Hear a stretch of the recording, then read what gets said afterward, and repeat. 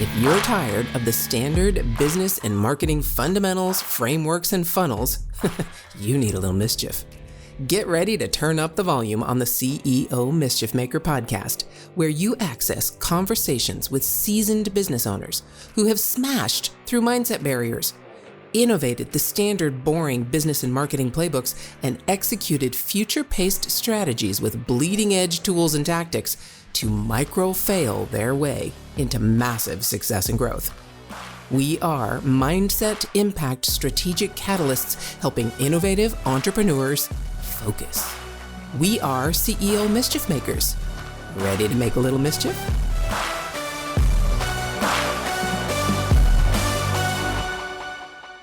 Hey, CEO Mischief Makers, welcome to the conversation. I get to chat with a pretty cool guy, and I mean really cool guy, that I met several months ago. We're in a mastermind together, Mr. Steve Reiter. Steve, how you doing today? When you said cool guy, I'm like, who else is here?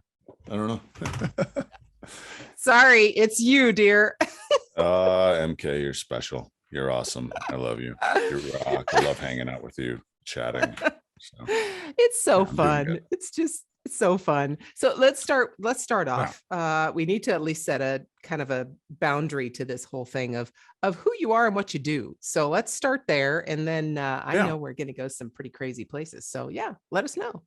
Let's see. I live in Colorado Springs. I grew up in Wisconsin. Moved out here in August of 97, got an entry-level job at an internationally syndicated radio broadcast that 11 years later was inducted into the National Radio Hall of Fame. We beat out Dr. Laura and we beat out the king of radio, Howard Stern, which was pretty epic.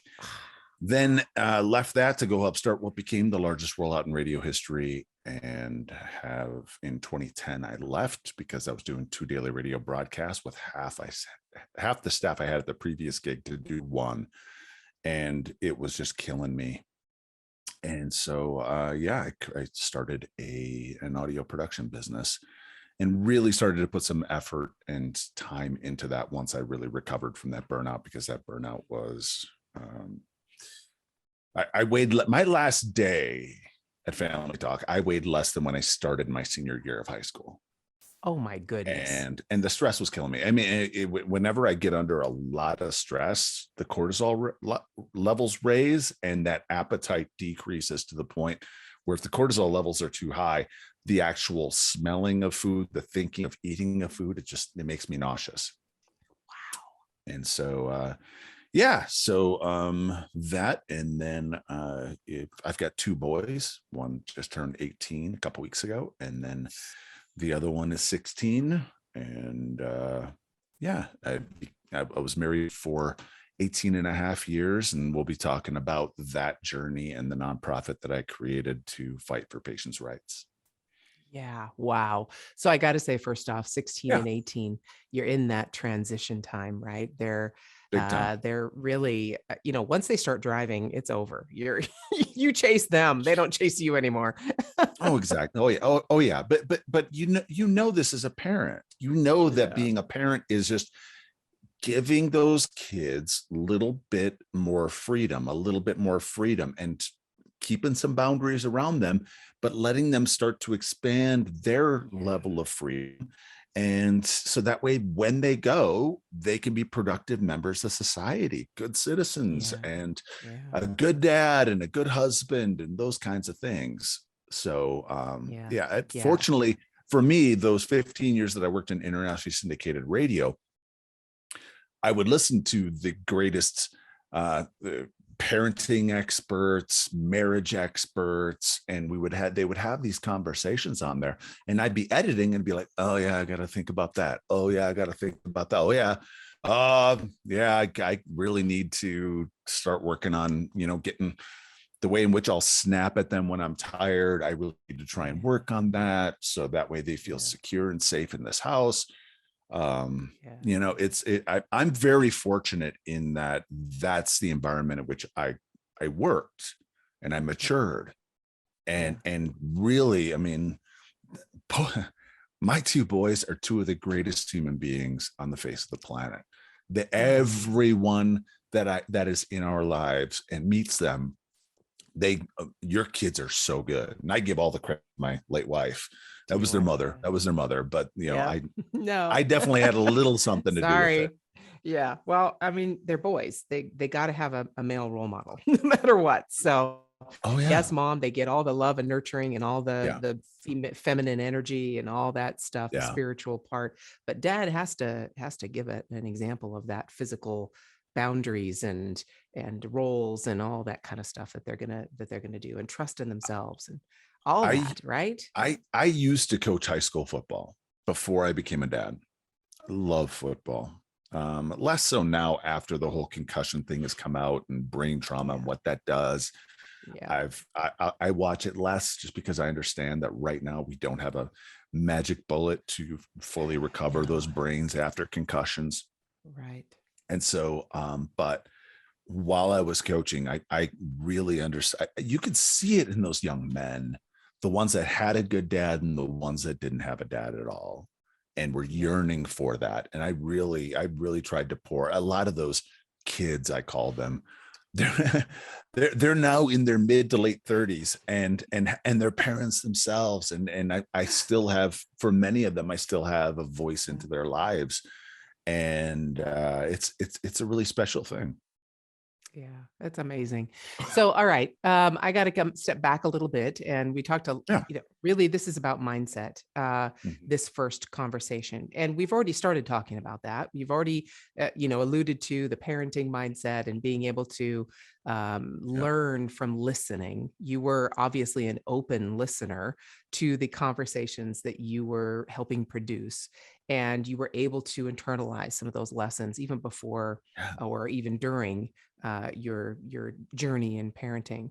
But let's go, you talked about being, first off, I'm just so amazed you were in the right place at the right time, right? Starting an internship at such a young age and starting to work in a field that was just exploding at the time you started working in it, and specifically on a particular show or a couple of shows that really went bonkers, and then taking that and going to the next one and bringing your expertise and knowledge and everything there, and then of course burning out. But tell me, what was that mindset like? What kind of mindset shift did you have to have as a very young man to actually be able to take on those roles, those increasingly responsible roles, and create the successes with them?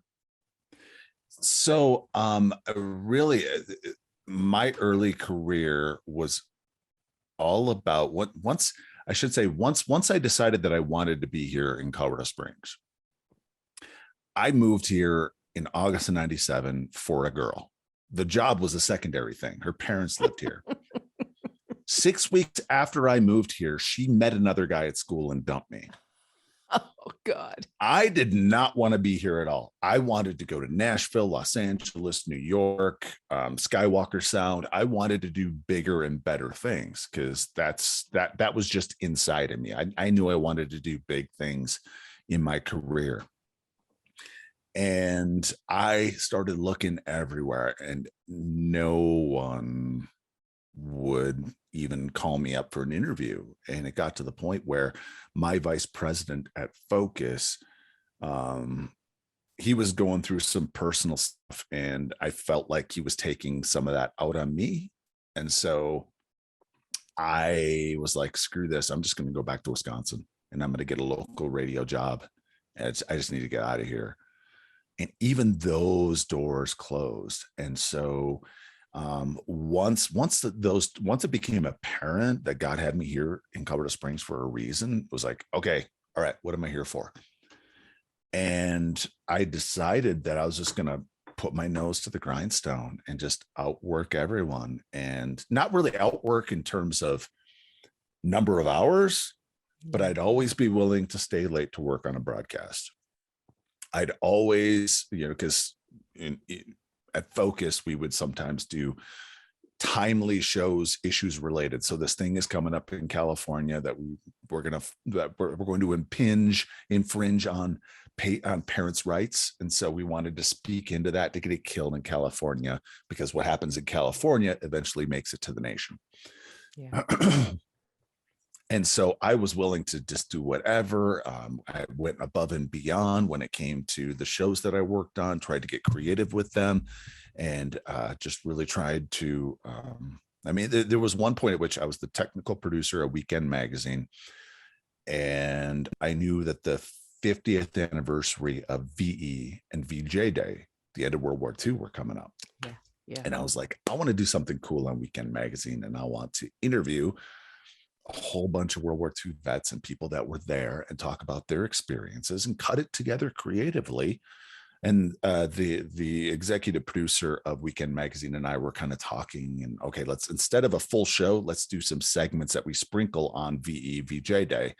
So that way, you know, it's nice 5, 6, 7 minute bite-sized chunks, 10 minutes at most for the listeners.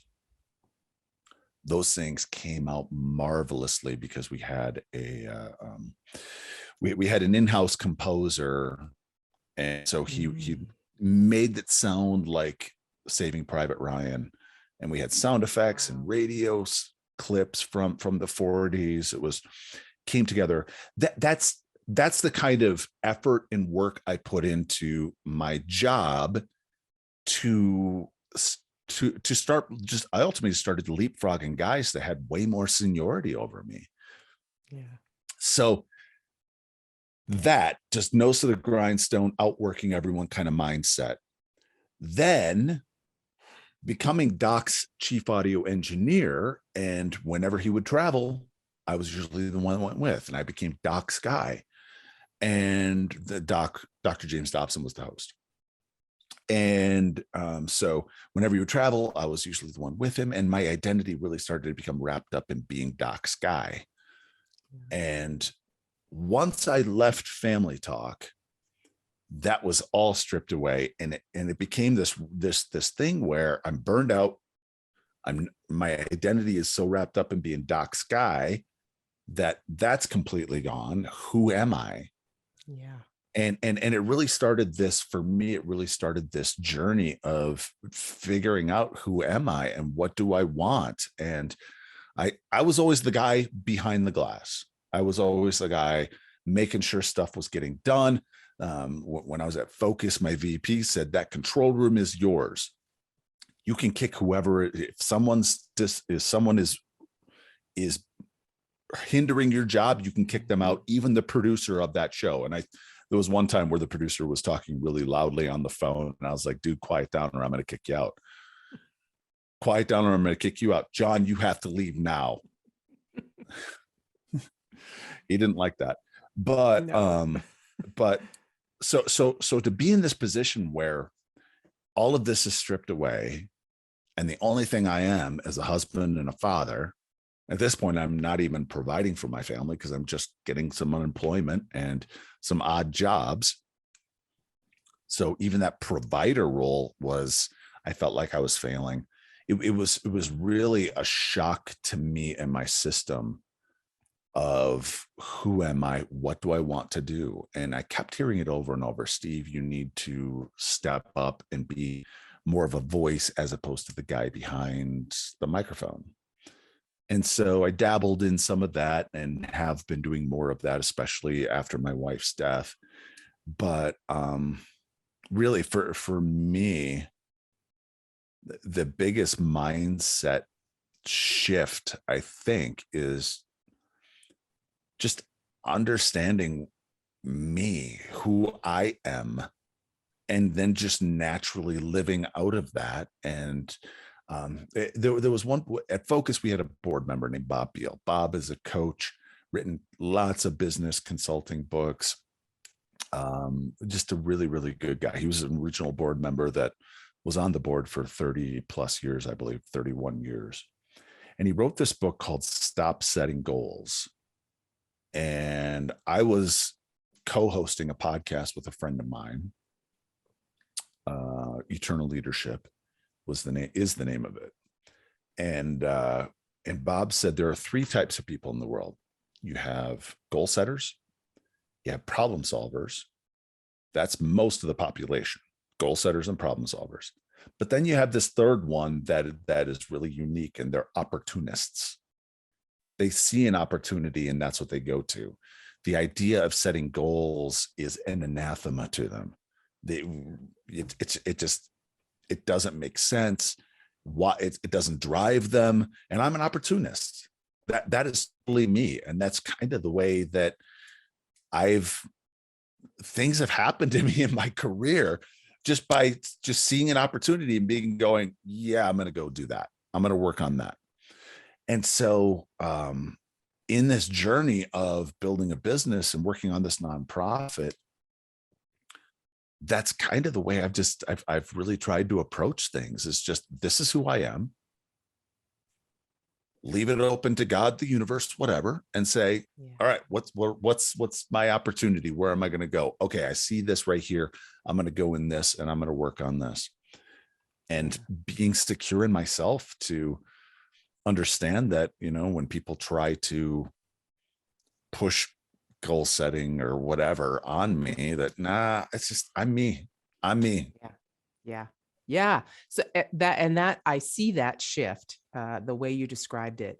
And it sounds like it took a major change, like you talked about.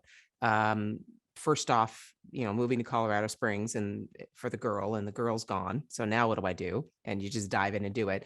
And then secondly, okay, now I'm going on this path and I am like full bore, giving everything I've got, more than everything I've got, because it's taking its toll on me. And then finally crashing that, and nope, I can't do that anymore. And now who am I? And that's usually that identity crisis. I went through it as well. I'm sure I'll go through it again as I develop who the heck I am, hopefully before I die. But it is that identity crisis when we wrap up our identity in something external to us, and that external is taken away. There's no other choice but either to find another external or to look inside and go, no, it's about me and who am I? So that kind of takes us through to the next thing. When you say you're an opportunist, you had an incredibly difficult situation with your wife, and your deceased wife, and kind of did that mindset shift allow you to weather that with this nonprofit on the other side of it, or did you further enhance that mindset shift through that situation? And start off with what happened, and then answer my question. So my wife dealt with health issues nearly our entire marriage. In 2004, she was officially diagnosed with lupus. She started exhibiting some autoimmune issues, and she was diagnosed with both lupus and I think rheumatoid arthritis shortly after that. And in fact, the day that she was diagnosed with lupus, we found out that she was pregnant with Matthew, our first. And the rheumatologist came to her and said, listen, the type of lupus that you have is going to be very dangerous to you because you have this, if I remember it, it's an anti-cardiophospholipid antibody. And you're going to have pregnancy-induced hypertension. It's going to be a threat to your life. I recommend an abortion. Elizabeth was like, no way, no how. Let's just watch this as close as we can, do all the precautions, whatever we need, just to get me through these next 9 months. Or really, I think it was 8 months, maybe 7.5 months at that point that she was, we found out she was pregnant.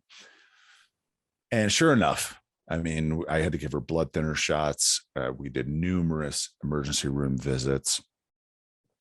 And in fact, her blood pressure was so through the roof at about 10 weeks to go that she was hospitalized. And they were watching her there, and then they were getting ready to send her back home. But the night before, I believe she was set to come home, she started bleeding a little bit, and the nurse came in to check on Matthew's heartbeat, and she couldn't find it. And I'm starting to freak out, like, no, you were just in here recently. This couldn't have gone south that fast. Then she figured out, oh, the bleeding plus the heart rate is the same as Elizabeth, so that's why it was difficult to find. The heart rate is slowing down, so the placenta must be abrupting. Emergency C-section. She went in emergency C-section. I only got to watch them pull Matthew out through the scrub-in area. I didn't even have time for me to scrub in. It was so fast. Fast forward, we find out she's pregnant with Caleb, and we got with an even better doctor who watched her, and they were able to hold on an additional 3 weeks. And so she would have these occasional hospital visits because of the lupus and rheumatoid arthritis. But with that Matthew one, shortly afterwards, she started complaining of chest pain.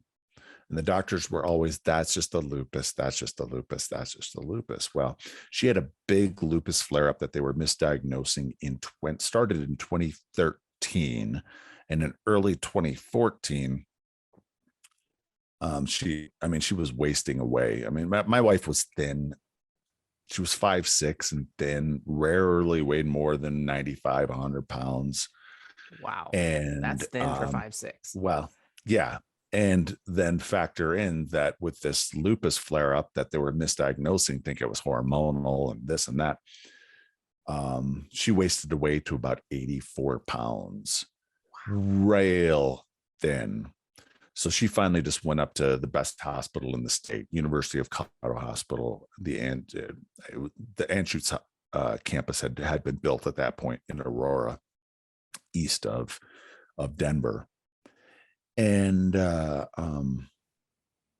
were like, yeah, even this looks like it's in remission. All the blood markers show it's in remission. We're going to treat it like lupus and just see what happens. And boom, within 6 hours, she was getting up by herself, going to the bathroom by herself, able to put on her own socks, which is something she really hadn't been able to do in at least 2 months prior.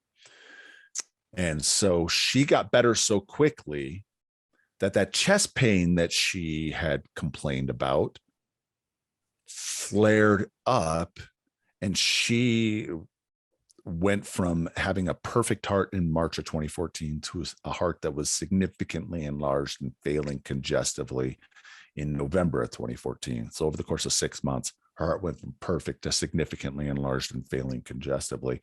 And it was undiagnosed pulmonary hypertension. And for listeners that don't know what pulmonary hypertension is, it's basically your lungs aren't absorbing the amount of blood that the heart is trying to push in to get it oxygenated. And so that back pressure causes the right side of your heart to enlarge, and eventually it fails. So pulmonary hypertension is a death sentence. The only cure as of today is a lung transplant.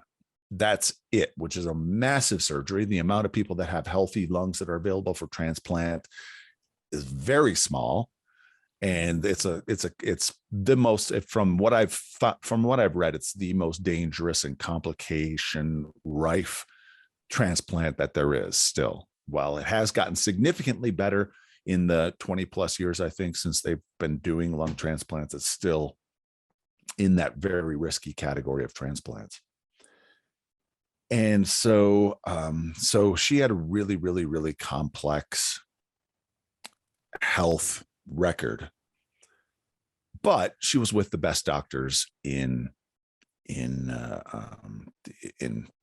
United States, really the best pulmonary team in the United States. All the nurses said Dr. Badish, who ran pulmonary at UCH, said he was world renowned. I have a buddy that did his cardiology residency at UCH, University of Colorado Hospital, and he said that pulmonary department was world renowned back then when he was doing his residency back in the 80s.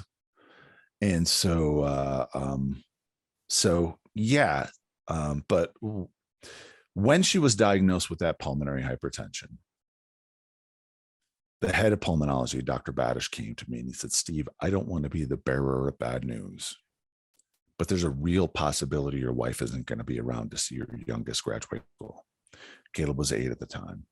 And he was basically saying, hey, in the next 10 years, she could be gone. And he went on to explain that eventually the meds stopped working, or because there was a Hickman line then going into her chest, pumping in meds 24/7 to open up her lungs to allow that blood to get in there, that Hickman line presented an infection risk. Right. And so I mentioned this at the mastermind that we were at in Nashville, the meetup that we had in Nashville, that it hit me, that news hit me like a ton of bricks.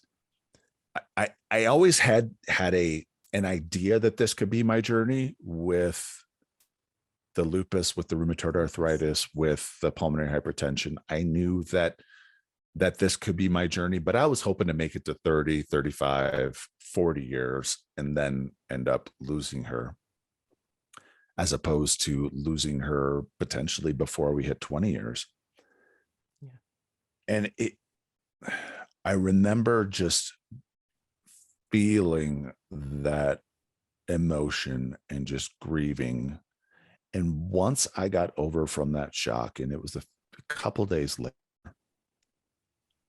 I remember something shifted in my head, and I made the determination that no matter what happens, at the end of every day, I was going to look back at the day and say, and ask myself the question, did I love my wife to the best of my ability? And if the answer was no, make that conscious intention for the next day to do better, because we don't know how long we have here on this earth. Earlier this summer, probably maybe even in the spring, I met a young widow who lost her husband in a car accident. Here she is in her early 30s. She's got a newborn and a 2.5-year-old. And she's facing life by herself with the help of mom, who lives a decent amount away, but close enough that she can come spend a couple nights a week with her.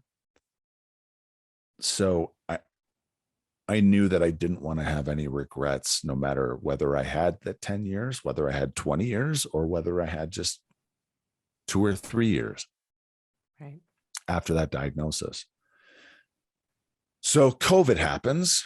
Fast forward, COVID happens. And right at the very beginning in March, I'm in Wisconsin for the boys basketball tournament. It's canceled. And my wife calls me and says, I think I have COVID. Can you come home? Get a flight the next day to come back. And she gets tested. When that test result comes back negative, they still think it's COVID because I'm starting to exhibit some symptoms, and they only treat her virtually. This goes on over 7 weeks, where she's up and down being treated virtually. You can't diagnose pneumonia or a blood infection over a virtual visit. You can't. No. And so she ended up being hospitalized April 29th, I believe it was. She woke up at about 3 a.m, throwing up, not even able to keep a sip of Gatorade down. And we knew it was that point she had to go to the hospital. Yeah. And she said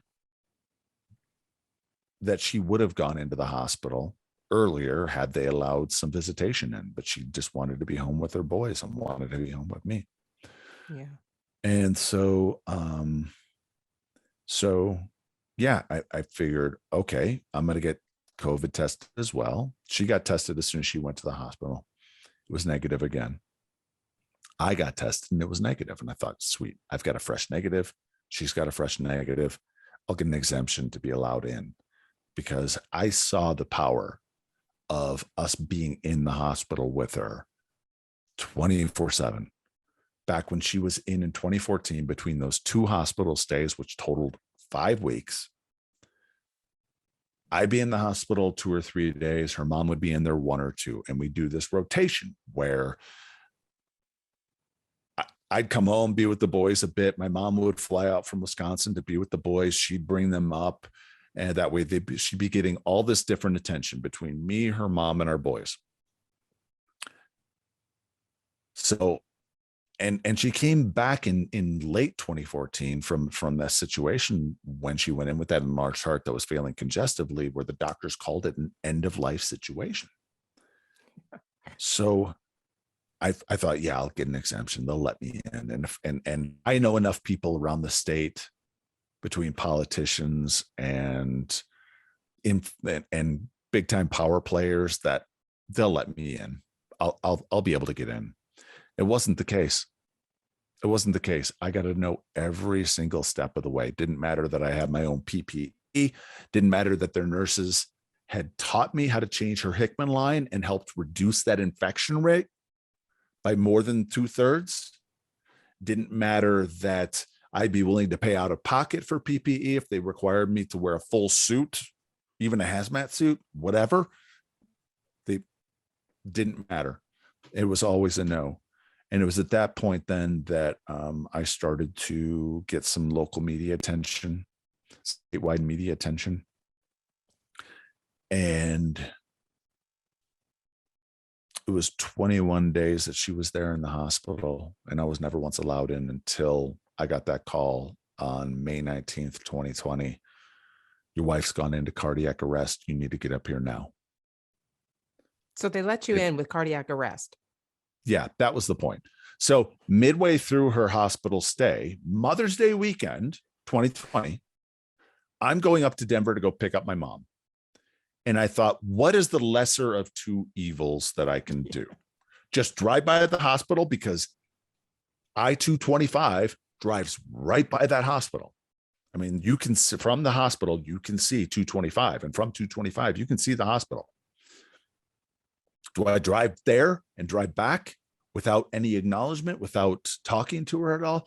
Or can I try something, that might encourage her, which is bring the boys up, get up there early, stop at our favorite Euro place, get some Euros, sit outside the hospital, FaceTime with her over dinner, and then wave to her up on the 10th floor and let her see us.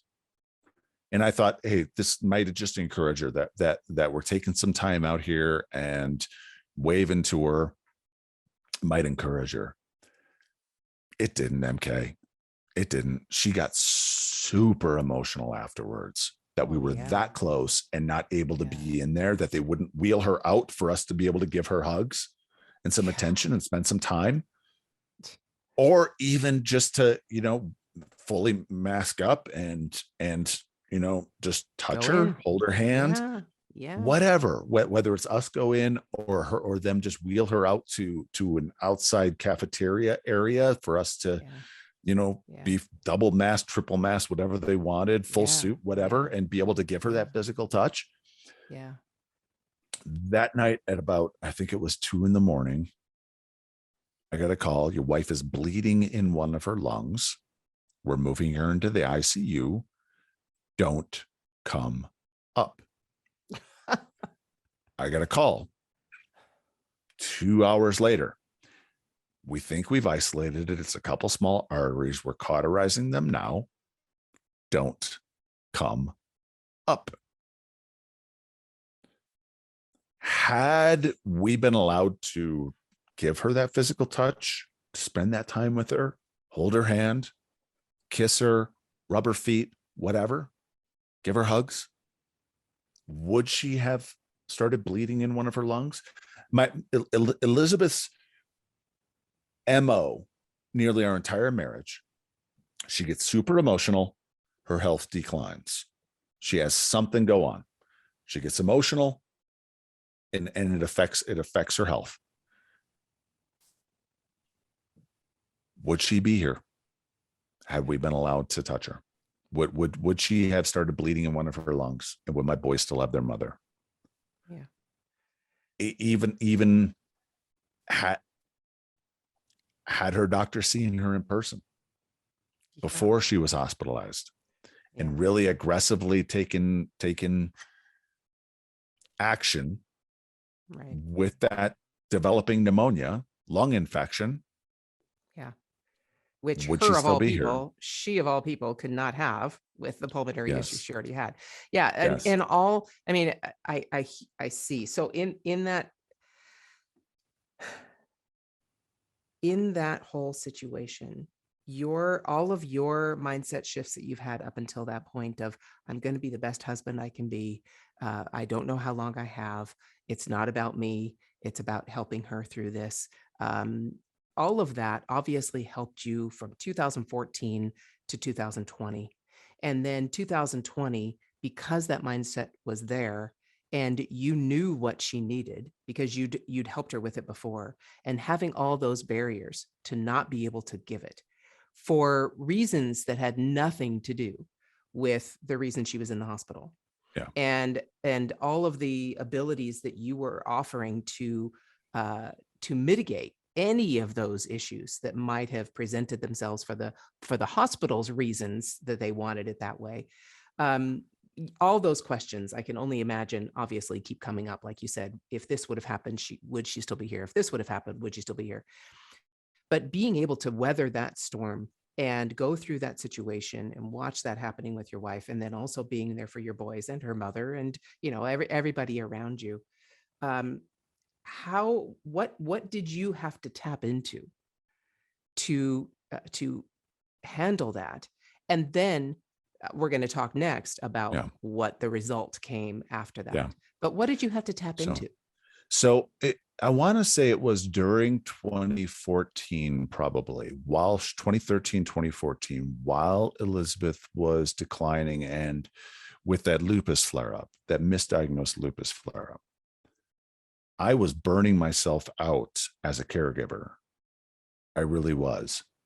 And there wasn't a shift of it's not about me. There was a shift in me that, no, I need to take time for myself, because as I am filled up, I can then serve. I can then do good in the world.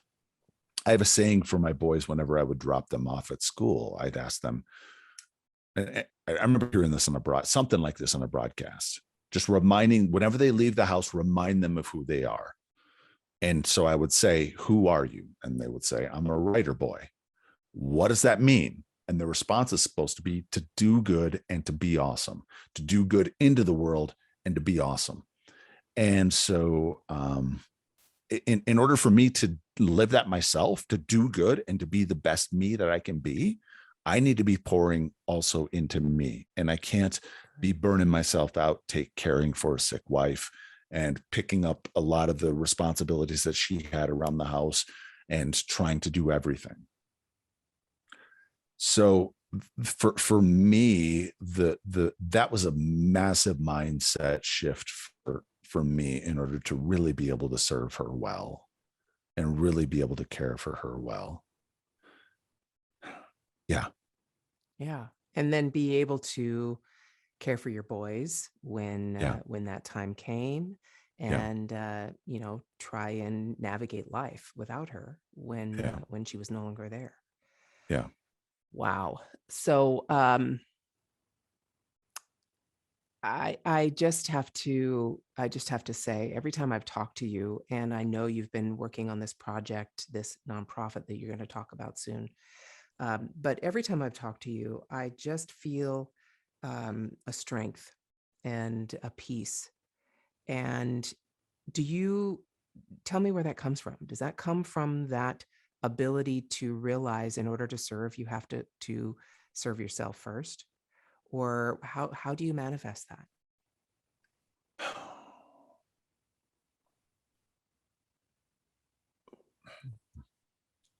I think a big part of it comes from, I was born and raised in a Christian home, very legalistic. So it was very rules based, where you couldn't drink, you couldn't smoke, you couldn't even play poker.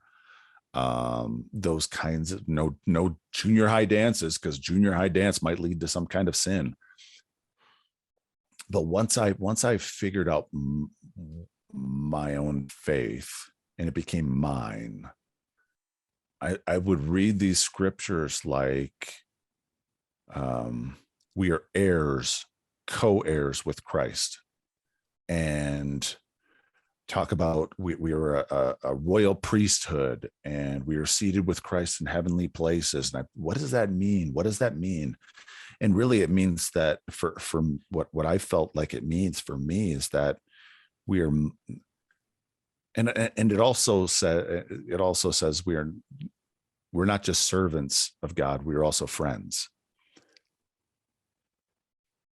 So much in the religious mindset is about just beating us down and putting us into place. And the real spiritual Christian mindset has to do with, we are way more powerful, and God loves us with this abundant love and pours it into us that we are much more than what we think, and God believes in us, and he's cheering for us, and he wants the best for us. And so that's really kind of the foundation of who I am and where I come from. So that's really, I'd say, probably the biggest thing. And then it's just also just all those years of just working on myself, trying to get past some of the negative junk in my past, and trying to weed out those bad mindsets and negative self-talk and all of that inner work. Because there was a point at which, after I left working at Family Talk and everything is stripped away, I saw Elizabeth, and I saw the incredible human being that she was, and how she was on this journey of healing, and she was becoming a better person. She was already an incredible person. I mean, she was the most emotionally intelligent person that I've ever met in my entire life. I mean, we rarely fought. And I learned so much from her. Both I and the boys learned so much from her, that I saw who she was, and I saw the way in which she was loving me during this very, very dark time of being unemployed, feeling like I'm not providing, all of that. That something inside of me just clicked, and I wanted to be a better husband for her. I wanted to be a better father for her. That I started on this journey of inner healing and working on my stuff. And yeah, and it's something that I've continued even after she's passed, because I really want to be a great dad for my boys. I want them to